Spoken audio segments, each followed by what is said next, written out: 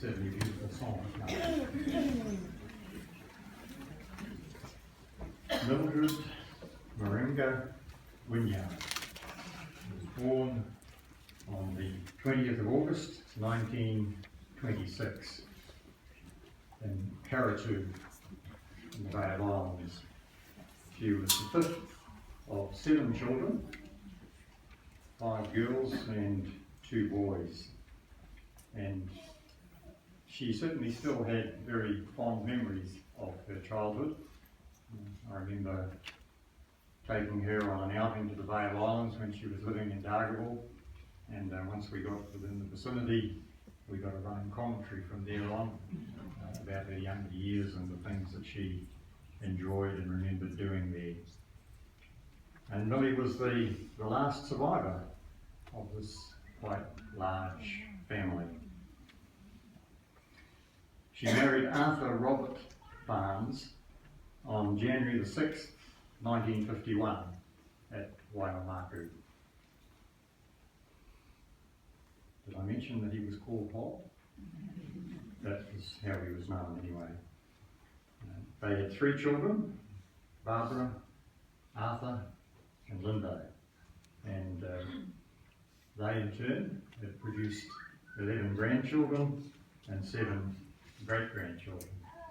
So that, I guess, makes Millie quite a matriarch, doesn't it? Another important milestone in Millie's life came in 1953 when she started to study the Bible with a lady called Hattie Forbes. Some of you may remember her. She's passed away since, not that long ago actually. But as a result of that Bible study, on February the 12th, 1955, she dedicated her life to God, and she was baptised as one of Jehovah's Witnesses. And that was a course that she stuck with loyally for the rest of her life. A further 62 years until this year, 2017. My wife and I first met Millie about 25 years ago when we moved to Dargaville, and she's certainly remembered fondly there as a member of that congregation. We could say a foundation member of that congregation, because she was there right from when it started in the early 1950s. And she continued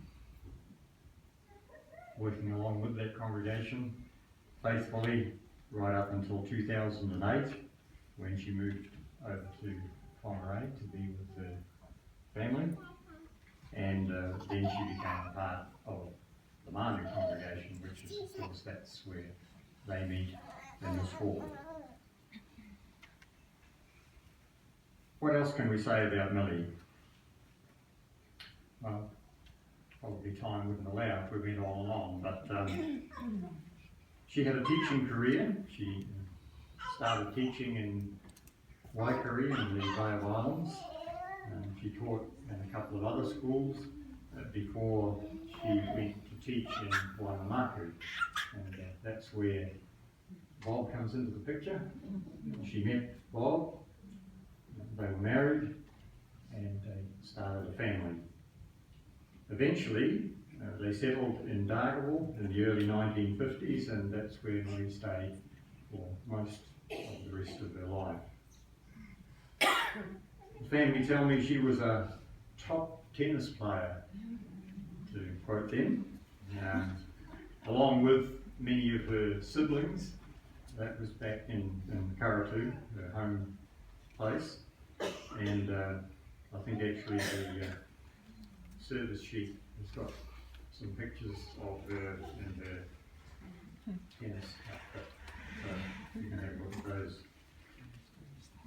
Like all of her sisters, she loved to play the piano, and Arthur said to me that each one of her sisters had their own style, whether it was ragtime, boogie woogie, honky tonk, and Millie's style was swing.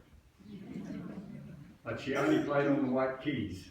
she didn't like the black keys, so she only played in C.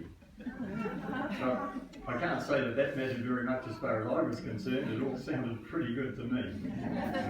I remember several occasions when she sat down at the piano at little gatherings that we had, and I was amazed at the medley of tunes that just went on and on, just seemed to pour out of her. How would I describe Millie? I asked her family that question, and what I'd like to do is just share some of their expressions in response to that question with you.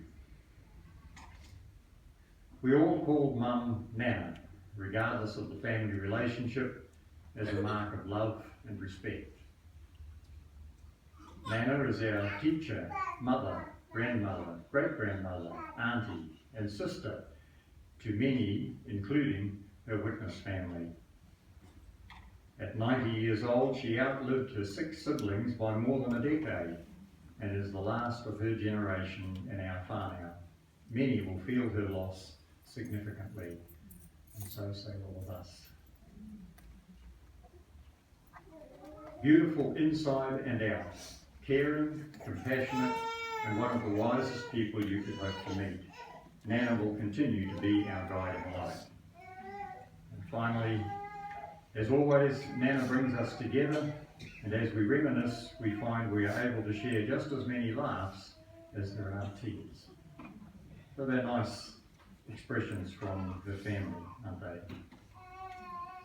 Myself, how would I describe Millie? Well, I'm sure that all of her, I could speak for all of her spiritual family, of brothers and sisters, when I say that we also view her as a fine example of one who lived in harmony with Bible principles, with love for God and love for neighbour. And I'm sure that's how we'll all remember Millie. So we have happy memories of her life and the good times that we've all had with her in different situations, don't we? And yet, it still deeply saddens us to lose her. Why is that? Well, the sorrow that accompanies death makes it evident that it's an enemy. It's not something that we accept without grief when it strikes someone close to us. And this loss is no exception to that, is it? So because of that, we do need comfort. And our Creator cares about that, He knows that, and He promises to help. It's a nice scripture if you have a Bible, or if not, or you can listen while I read it to you. In Psalm 34 and verse 18,